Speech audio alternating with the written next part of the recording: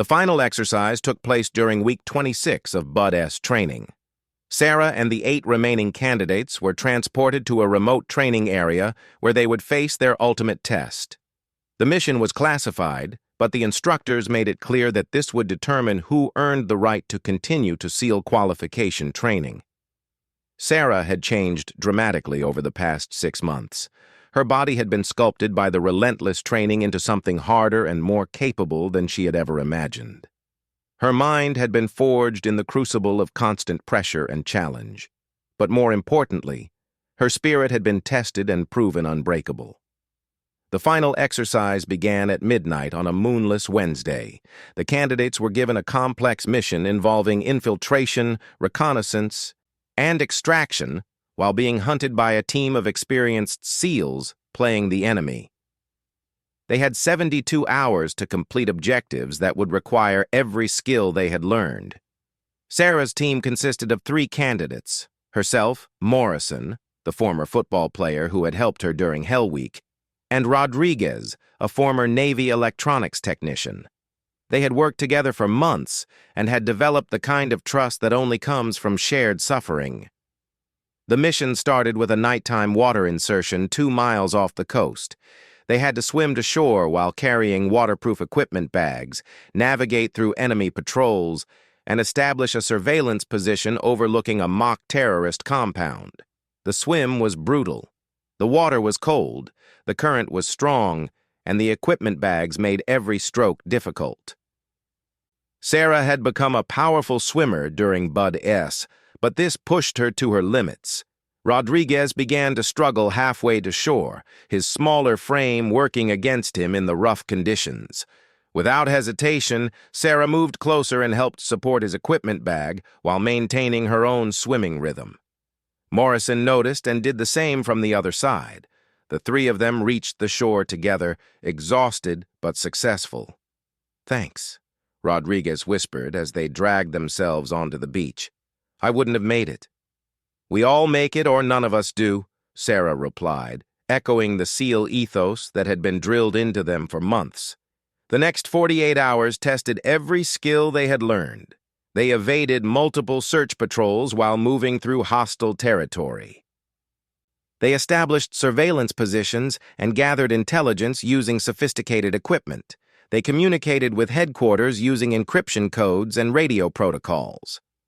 But the real test came on Friday afternoon when they were discovered by a patrol and had to fight their way to the extraction point. Using blank ammunition and simulation equipment, they engaged in a running firefight while moving toward their pickup location. Sarah found herself separated from her teammates during the chaos. She was alone, being pursued by 3 enemy instructors who were intent on capturing her before she could reach safety. This was the moment she had been preparing for since the day her uniform was burned, the moment when she would prove once and for all that she belonged. Using every tactic she had learned, Sarah evaded the patrol, navigated through difficult terrain, and reached the extraction point just as the helicopter arrived. Morrison and Rodriguez were already there, having taken a different route to safety. "Outstanding," said Chief Petty Officer Harrison, who had been evaluating their performance. "That was textbook special operations." When the exercise ended and the candidates were brought together for debrief, Senior Chief Reynolds addressed them with something that might have been pride in his voice. "You 9 have accomplished something extraordinary.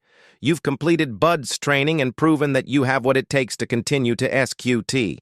But remember, earning your trident is still months away." Sarah felt a surge of emotion that she quickly controlled. She had done it. She had survived the most difficult military training in the world and proven that she belonged among the elite. The graduation ceremony 3 days later was attended by families, Navy officials, and active duty SEALs. Sarah's father had flown in from Texas, his pride evident in every gesture. As she stood in formation wearing her Navy dress uniform, Sarah thought about the journey that had brought her to this moment. "Class 347, announced the commanding officer of Naval Special Warfare Center. "You have completed basic underwater demolition, SEAL training. You are now eligible to continue to SEAL qualification training. Your dedication, sacrifice, and performance have earned you the respect of this command and the Naval Special Warfare community. The ceremony was formal and dignified. But Sarah's proudest moment came afterward, when Senior Chief Reynolds approached her privately. "Martinez, I want you to know something. I've been an instructor here for 4 years and trained over 300 candidates. You're among the top 5 performers I've ever seen, regardless of gender. You've earned your place here through merit alone. Thank you, Senior Chief. That means everything to me. Don't let it go to your head. SQT is going to be even harder. But if anyone can handle it, you can." SEAL qualification. Training lasted another 6 months. Advanced weapons training, combat medicine, demolitions, advanced diving techniques, and specialized skills that would prepare them for actual operations. Sarah excelled in every area, particularly in combat medicine, where her attention to detail and steady hands under pressure made her invaluable. By the time SQT concluded, only 7 candidates from the original BUD S class remained. Sarah was among them, and on a bright December morning she finally earned the right to wear the SEAL Trident on her uniform. The Trident ceremony was smaller and more intimate than BUD S graduation. Each new SEAL was pinned with their Trident by a senior team member, signifying their acceptance into one of the most elite military units in the world. Petty Officer First Class Sarah Martinez was now officially a Navy SEAL. Her first assignment was to SEAL Team 7, based at Coronado. She spent the next 8 months in advanced training, learning specialized skills and integrating with her new team. Her teammates were professionals who judged her solely on her performance, and Sarah quickly established herself as a valuable member of the unit. Her first deployment was to Afghanistan, where she participated in multiple combat operations. Sarah's medical training made her the team's corpsman, and she saved 3 lives during her first deployment. Her teammates' respect was absolute. She had proven herself under the ultimate test of real combat. When Sarah returned from deployment after 8 months overseas, she was a different person than the young woman who had left Texas 2 years earlier. She was harder, more confident, and possessed of skills that few people in the world could match. She was a weapon forged by the finest military training system ever created. But she was also still human. And there was something she needed to do. Sarah requested leave and drove back to Texas in her personal vehicle. She had been home briefly after earning her Trident, but this trip had a different purpose. She had received word that her old Army unit was conducting a training exercise at Fort Campbell, and several of the soldiers who had been involved in burning her uniform were still assigned there. Sarah arrived at Fort Campbell on a Tuesday morning, wearing her navy dress blue uniform with her SEAL Trident prominently displayed.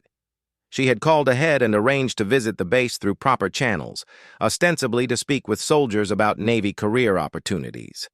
The reunion with Staff Sergeant Coleman was warm. He had been promoted since Sarah left and was now the first sergeant of the company. His respect for what Sarah had accomplished was obvious and genuine. "I knew you had something special," he told her over coffee in the company headquarters. "But SEAL? That's beyond what I imagined anyone could accomplish. Thank you, First Sergeant. Your training and leadership helped prepare me." Coleman grew serious. "There's something you should know. Stevens and his group, they're still talking about what they did to your uniform. Some of them still think it was justified." "Are they here now?" "Stevens is. He's got about 6 months left on his enlistment. Never made it past private first class. Some of the others have moved on." Sarah nodded. "I'd like to address the company, if that's possible, about Navy opportunities and my experiences." Coleman smiled slightly. "I think that can be arranged." That afternoon, Bravo Company assembled in the company area for what they had been told was a recruiting presentation. Most of the soldiers paid little attention as they formed up, expecting a boring talk from some Navy recruiter. When Sarah walked out in front of the formation, the reaction was immediate.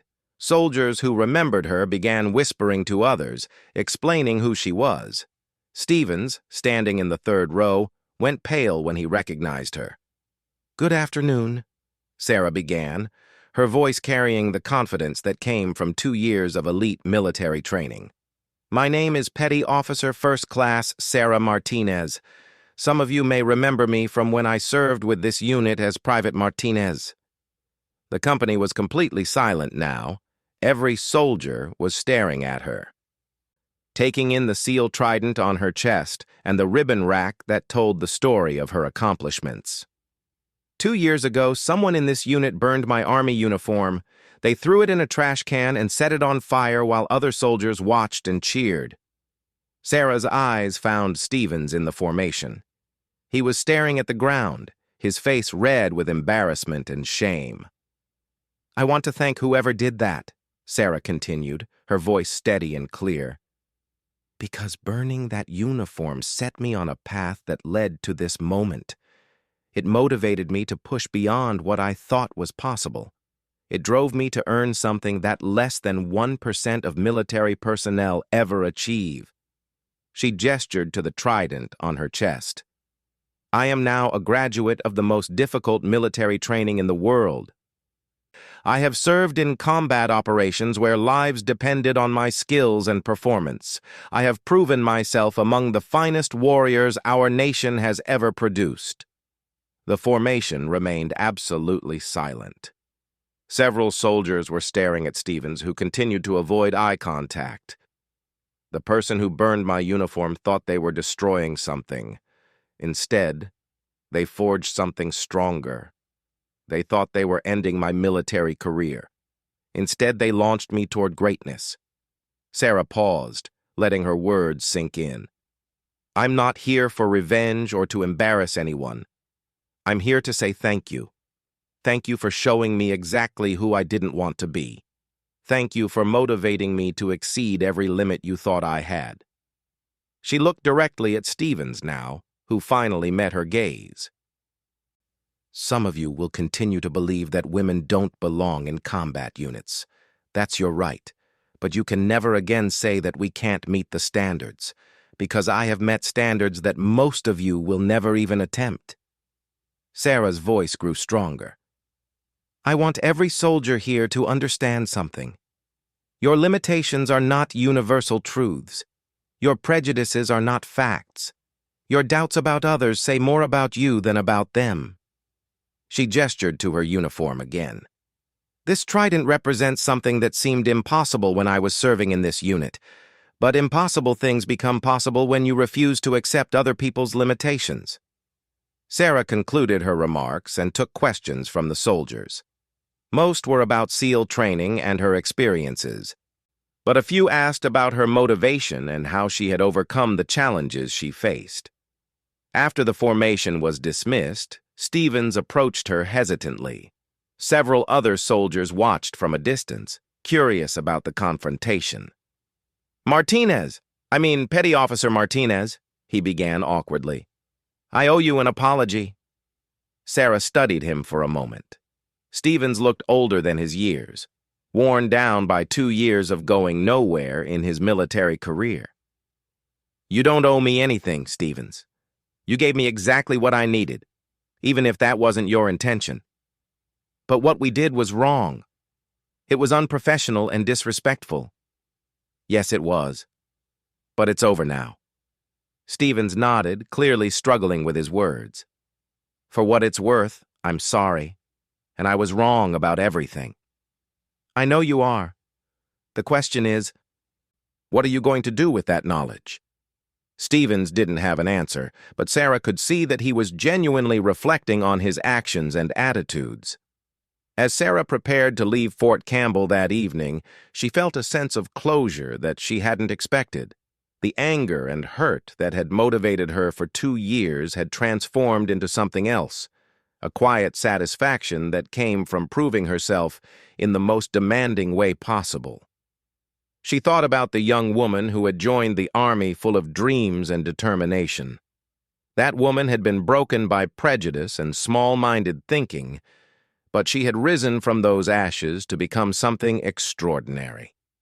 Driving away from the base, Sarah realized that she no longer needed the validation of the soldiers who had doubted her.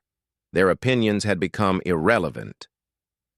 She had found her place among warriors who judged her solely on her actions and abilities. The uniform they had burned in anger and ignorance had been replaced by something far more valuable, a uniform that represented the highest standards of military excellence, and a community that had accepted her as an equal. Sarah Martinez had become exactly what she had always been destined to be. She just had to travel through fire to get there. As she drove through the Kentucky night toward her new life, Sarah smiled at the irony of it all. They had tried to destroy her dreams by burning her uniform. Instead, they had forged her into someone who wore a uniform that most people could never earn. Sometimes the greatest gifts come disguised as the worst moments. Sometimes being broken down is the first step toward becoming unbreakable. And sometimes, when people try to burn your dreams, you simply rise from the ashes wearing something even better.